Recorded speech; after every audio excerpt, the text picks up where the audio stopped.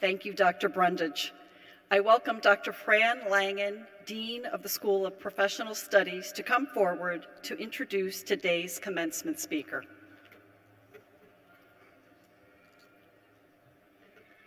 Today's keynote speaker is a 1973 Keystone College alumnus, Dr. Gregory Baker. Dr. Baker has a successful orthodontic office in Hanover, New Hampshire, and is an associate clinical professor of orthodontics at the Harvard School of Dental Medicine. Dr. Baker earned his Bachelor of Science degree from Penn State University, his Doctorate of Dental Surgery from Temple's School of Dentistry, and his orthodontic certification from the University of Pennsylvania's School of Dental Medicine. Dr. Baker views continuing education as a top priority and uses cutting-edge techniques in his practice. Knowledgeable, personable, highly skilled, attentive, and sensitive are a few of the adjectives used by his patients to describe his attributes. He is passionate about land preservation, enjoying the great outdoors of New England, and playing the saxophone. Please join me in welcoming Dr. Baker to the podium to address the graduating class of 2019.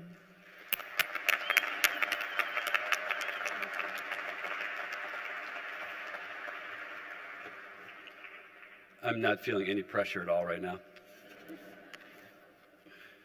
Hello, class of 2019. Congratulations. Good morning, Dr. Brundage, faculty and staff, trustees, parents, family, and friends. My name is Greg Baker. A few months ago, I got a surprise call from Keystone's Mary Ellen Walsh inviting me today to be the commencement speaker. I said, sure. And then I thought to myself, did she do a background check on my years here at Keystone? Clearly she didn't. So I'm going to give you my background check. I grew up in a small town 2 hours north of here. And as Dr. Brundage said, we went to the same high school, and I found that out a couple months ago. I'm older than she is. Williamson Senior High School. It's a small world. I'm an Irish triplet. I have two brothers that are 10 months older than me. And for some reason, my parents thought it was a good idea that we skip kindergarten. That was the first mistake. Then they put us in the same grade together, and in fact, the same classroom. Mistake number 2. So here I am. I missed kindergarten. I'm developmentally 1 year behind my brothers, and we're in the same classroom. And my sister's in the grade ahead of us, and she's an A student. So the Baker experiment lasted 11 years. We were finally separated in the 12th grade. Unfortunately, it was a little too late in the game. I've always felt like I belonged in the grade behind my brothers. It was tough to compete with them. So I eventually devised my own grading system. To me, a D was equal to a C was equal to a B, and a B was equal to an A, and I did not get many A's. Unfortunately, when I applied to college, the colleges didn't see it that way. My options were limited with a 73% high school average and combined SAT scores of under 800, and you get almost 600 for signing your name. Okay. But I remember looking at dentistry in my guidance counselor's office, and Mr. Howe was always quick to remind me that I was not college material. He repeatedly suggested that I apply to the local trade school and go back to work in my family's hardware store. I was fortunate to get one college interview, Keystone Junior College. I still remember that interview. I remember the admissions officer saying to me, "You do not meet our academic requirements."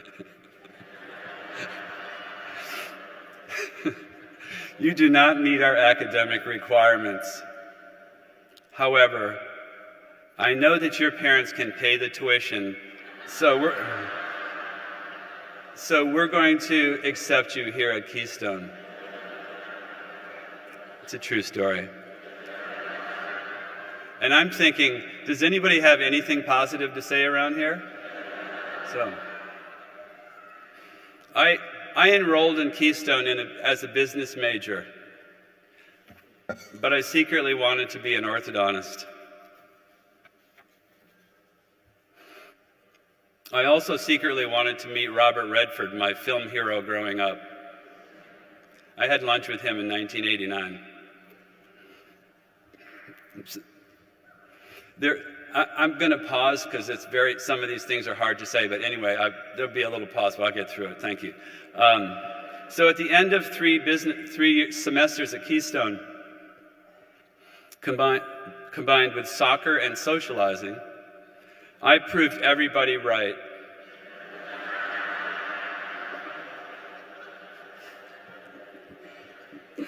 My total cum was 1.53, with 1 semester to go for graduation.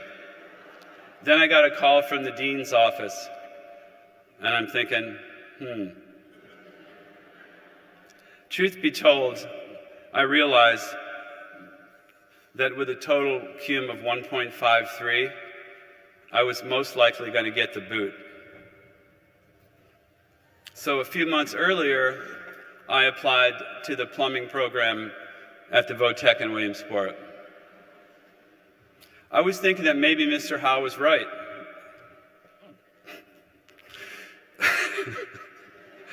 That maybe I just wasn't cut out for the academic world. Unfortunately, my application to the plumbing program at the Votech was turned down.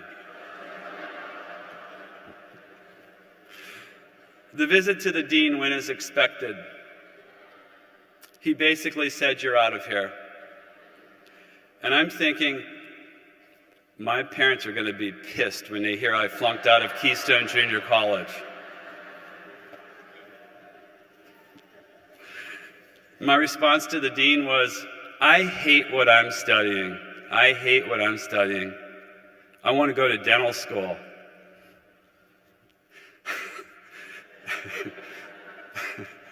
His response was, "I'm pretty sure you're not getting into dental school with a 1.53. But somehow I convinced him to let me stay the last semester.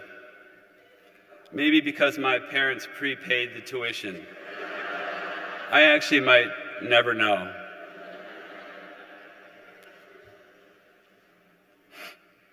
I took biology, anatomy, physiology, and other science courses that semester.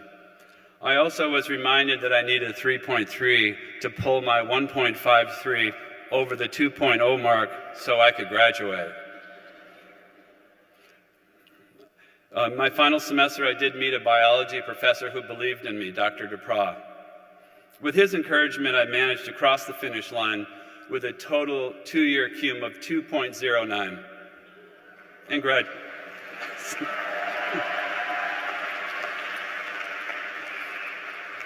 Still not ideal for dental school, okay? That semester, I learned to believe in myself and where I belonged.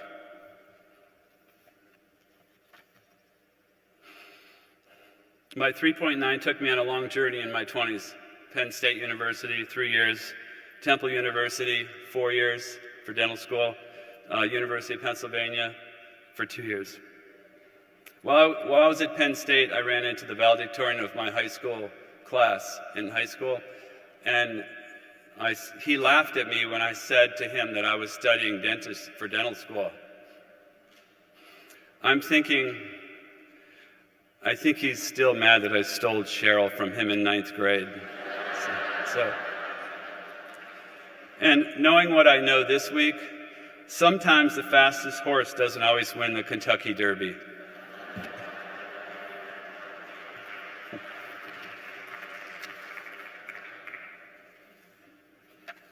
After I graduated from Penn Orthodontics, I went back to New Hampshire and started my orthodontic practice.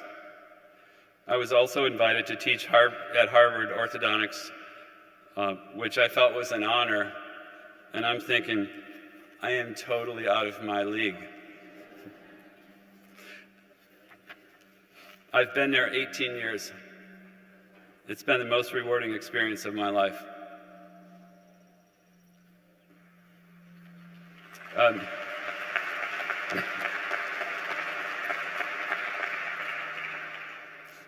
A few years ago, I was asked to give the orthodontic graduation speech at Harvard.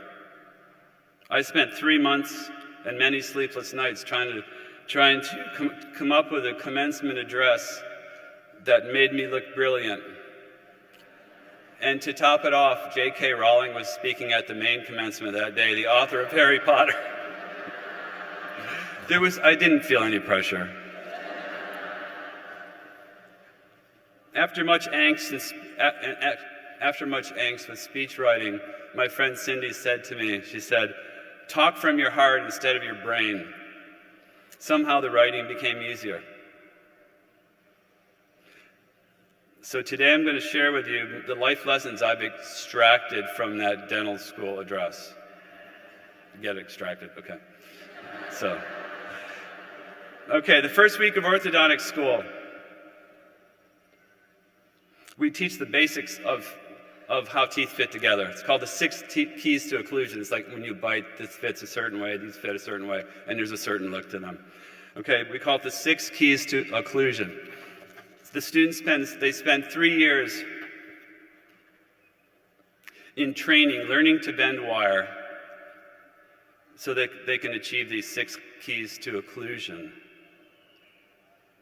They eventually learn to hate this term. So I decided to put a spin on the 6 keys. So the 6 keys to occlusion, I renamed it as the 6 keys to less confusion. And here are the 6 keys. Key number 1 is belonging. Key number 2 is honesty. Key number 3 is humility. Key number 4 is being present. Key number 5 is gratitude. And key number 6 is forgiveness. Don't worry about remembering these 6 keys. You'll remember the stories, and there is no final exam. So we'll talk about key number 1, it's belonging. I have to slow it down a little bit. So humans, we all have a longing for belonging. My 2 years at Keystone were spent figuring out where I belonged. I knew from that day that I was accepted that I didn't want to be a business major. But external voices are powerful. They make us doubt ourselves. My heart was telling me that I should go to dental school, and my brain and everybody else was saying that I wasn't smart enough. I urge you graduates to listen to your heart and not your brain. And you will discover where you belong. I love this quote. It's called Path. Look at every path closely and deliberately. Try it as many times as you think necessary. Then ask yourself, does this path have heart? If it does, then it's good. If it doesn't, then it's of no use to you. Make decisions from your heart. A sense of belonging can have a positive effect on mental and physical health. I go to a local coffee shop in the morning, and I meet with my friends. And for months I noticed a man in his 50s probably who was kind of standing in the corner, and he didn't seem very friendly, or like he didn't want to really talk to anybody. But one morning I walked up to him and I said hello. And a conversation started. And I learned that he was this quiet man was recovering from a heart transplant, and his body was fighting it. I believe a simple hello made a difference that day. 1 year later, he's at morning coffee with us, enjoying his new friends and his improved health. Belonging is key number one.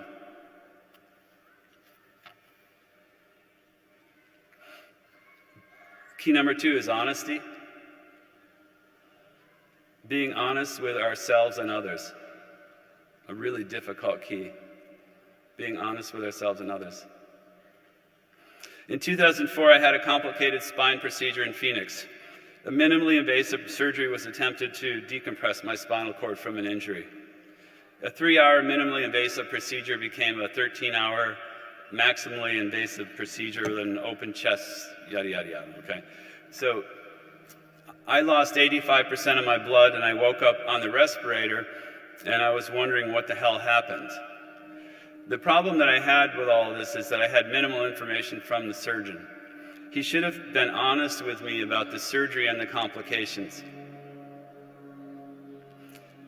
He should have told me that I lost most of my blood in the surgery, that I needed 13 units during the process. He should have told me that I would be yellow for 3 to 6 months. He should have told me that my lung was permanently damaged. 3 years later, I returned, and I had a conversation with him. I would have healed better if I knew what I was up against, and I would have healed better if he would have been honest with me. The next lesson I learned about honesty is being honest with myself.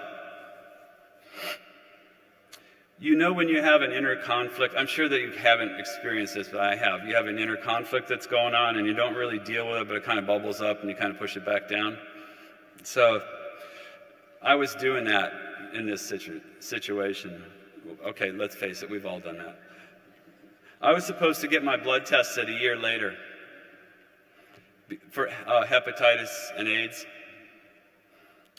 from the surgery date. And basically, I was afraid to do that. So every time I thought about the test, I would say to myself, "You're fine, you're not yellow anymore. And you don't need to be tested." And I kept saying that and saying it and saying it. And eventually the mental gymnastics wore me out. I got my blood tested 3 years later, and I was fine. What a waste of emotional energy not being honest with myself. Honesty is key number 2.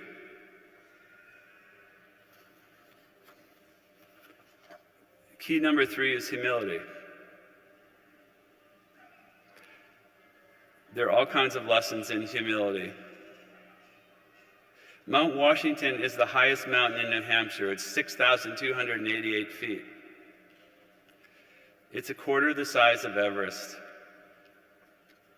It has the highest recorded wind speed on the planet. It's 231 miles an hour. The death toll is over 138 people to date. The death toll on Everest is a little over 200. So why is it that this mountain in New Hampshire has claimed so many lives? Lack of humility. Here's how you die hiking Mount Washington on a hot August day. The Ammonoosuc Ravine Trail is 4.7 miles to the top of Mount Washington. The last mile of the trail is above tree line. It's rocky and it's steep. It's strangely littered with crosses of people who have died there. Many of these deaths were caused by too much ego and lack of humility. You arrive at the base of the mountain at 9 a.m. The temperature is 78 degrees with clear skies. You're young and you're fit because you work out 5 times a week. You decide that you're going to get out your day pack and decide to go light because it's summer. The sky is sunny and you make a choice not to bring rain gear, but you do throw a cotton hooded sweatshirt in your day pack, along with a bottle of water and 2 power bars. It's going to be a quick hike. The hike up to the tree line's a little challenging in spots, but you make it up. You're a little sweaty from your workout. You leave the trees, and you see the last mile to the peak. It's rocky and steep and a well-worn trail. And every 50 foot is a cairn, which is a large pile of stones for visibility in the fog so that you don't lose the trail.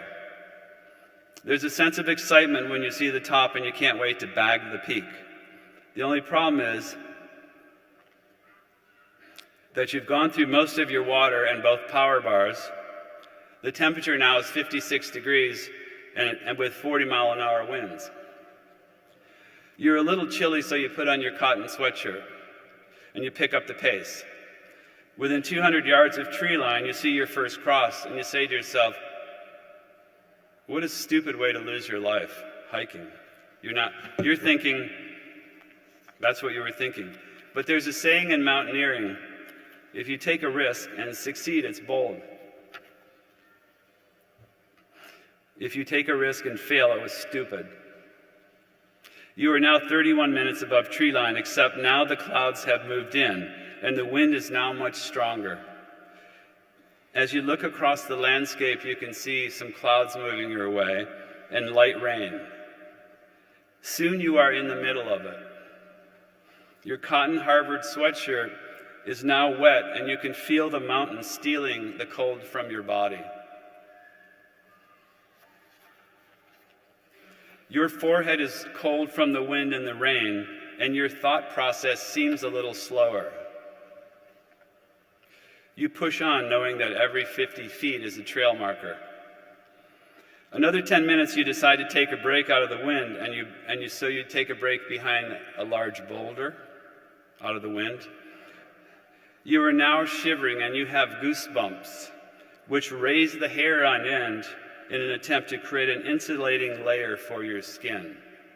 Your body temperature has dropped 3 degrees. Now the mountain owns you. You push on, but because of reduced visibility and lack of mental clarity, you roam off the trail, and you start going in a circular pattern in the fog. Out of breath, you take another break. You actually begin to feel warm and slightly euphoric now. You decide to remove your sweatshirt because you're warm. Paradoxical undressing is the final stage. Paradoxical undressing is the final stage. The rest is history, and another cross is added to the mountain. Humility is key number 3. The most impressive people I've ever met understand this key.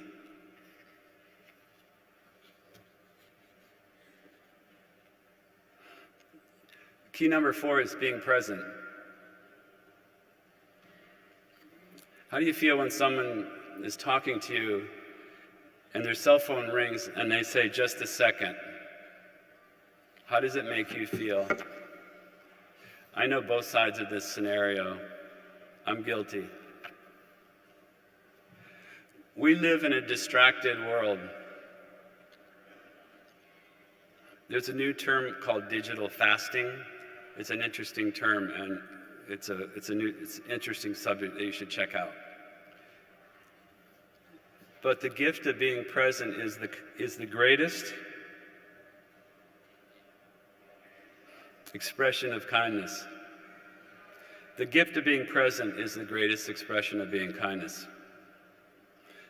Part of orthodontics involves treating patients with head and neck pain. Several years ago, a patient came into my office with the classic jaw TMJ symptoms. She couldn't sleep from the chronic pain, and she said to me that she felt suicidal. She clearly wanted to talk to me.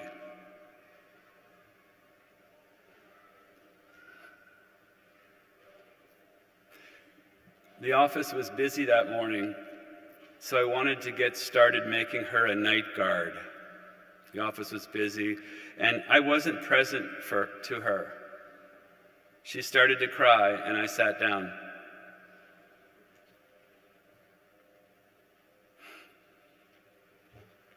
She didn't need a night guard. She needed to talk about what it was like to be in her apartment when the World Trade Center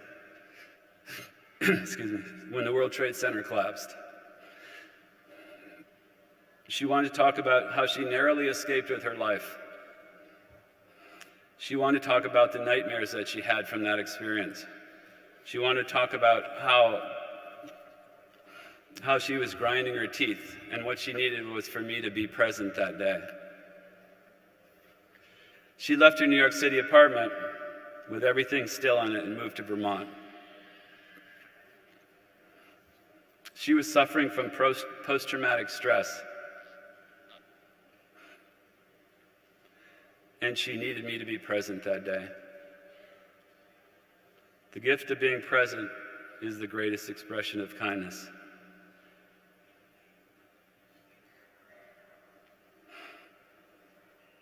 These keys get harder, okay, sorry. Key number 5 is gratitude. Gratitude unlocks the fullness of life. Gratitude unlocks the fullness of life.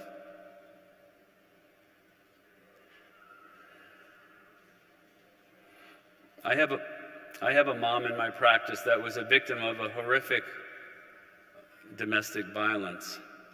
Her boyfriend lost his temper and went on a rage.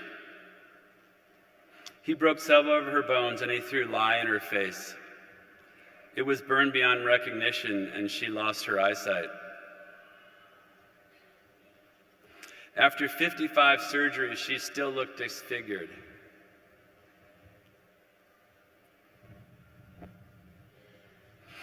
Several years ago, she came to my office with her daughter. It was a very uncomfortable waiting room scene. We quickly moved them into a private room so as not to upset the other people in the reception area. Truth be told, I avoided going into that room, but I eventually did.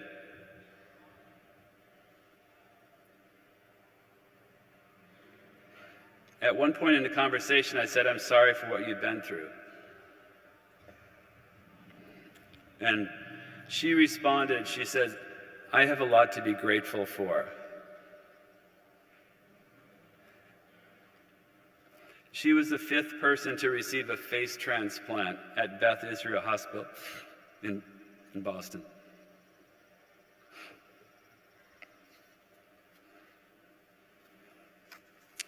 Find one thing each day that you're grateful for. Write it down. Write it down on the mirror, your computer. It will transform your life. Gratitude is key number 5. The last key to less confusion is forgiveness. Forgive yourself and forgive others.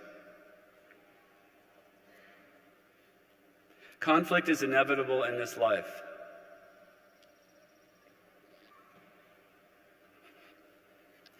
It can be internal conflict or it can be external conflict. And an unresolved conflict is like a carcinogen floating in your body. And we're capable of going around for years with it, with unresolved conflict. The bridge between conflict and resolution is forgiveness. Forgiveness of others and ourselves.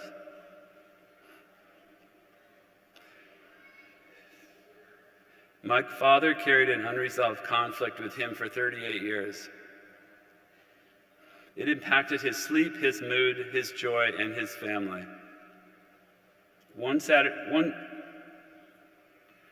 Sunday afternoon, we were standing around the charcoal grill, and I said to him, "What's been upsetting you all these years?"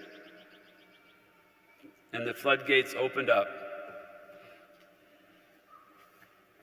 World War II stories came out, malaria, being afraid to die, relational issues poured out, and so did a lot of tears.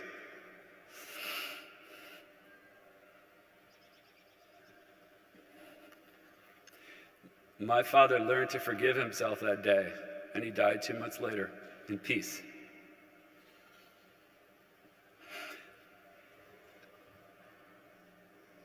We need to understand forgiveness of ourselves and others.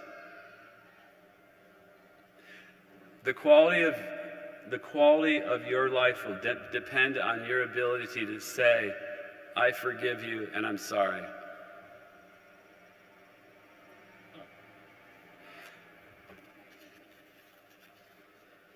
There are many times in the practice of orthodontics and in my life I've forgotten these keys: belonging, honesty, humility,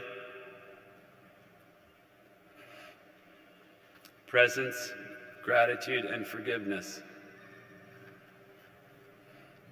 They're difficult to remember when you're in the trenches. And if you can't remember the 6 keys, remember kindness. In 1973, I was fortunate to have a biology professor who encouraged me and was kind to me, even though I had a 1.53. And he probably never even knew he did that. Thank you, Dr. DePra.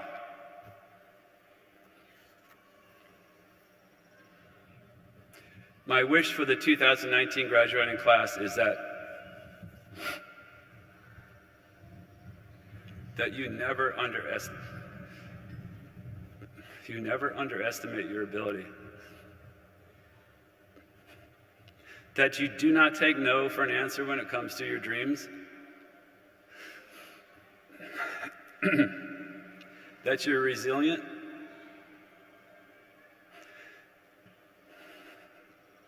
That you listen to your heart. And most importantly, that you practice kindness. Kindness has the potential to turn a life around. And the life we turn around might even be our own. Congratulations, class of 2019. I'm grateful that you asked me to be part of your special day.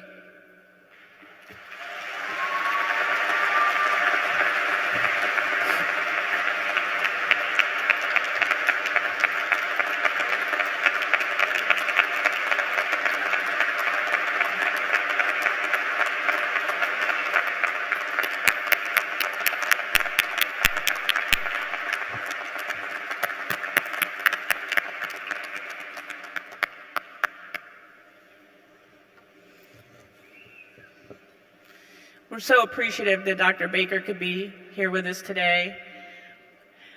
I just wanted to try to add a little bit of dental humor into this and say, thanks, Dr. Baker, for making us smile. And thanks for being a part of our commencement in the college's 150th year. I have a small token of appreciation for Dr. Baker that I'd like to present to him now. I'm going to ask him to come up.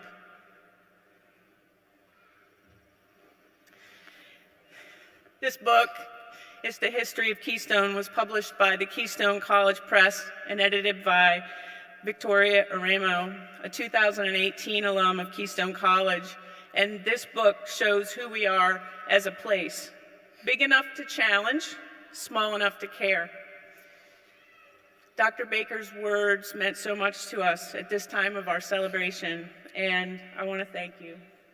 In addition, I have a short message from Dr. Baker's sister, who couldn't be here today, and here's the message that she wanted me to share. She states, GB, you are, hope I don't start crying now, I think I might. You are a kind and generous man, and I'm so proud of your accomplishments. Many lives have been enriched because you didn't take no for an answer. No, you will always be my hero. Love you, dude.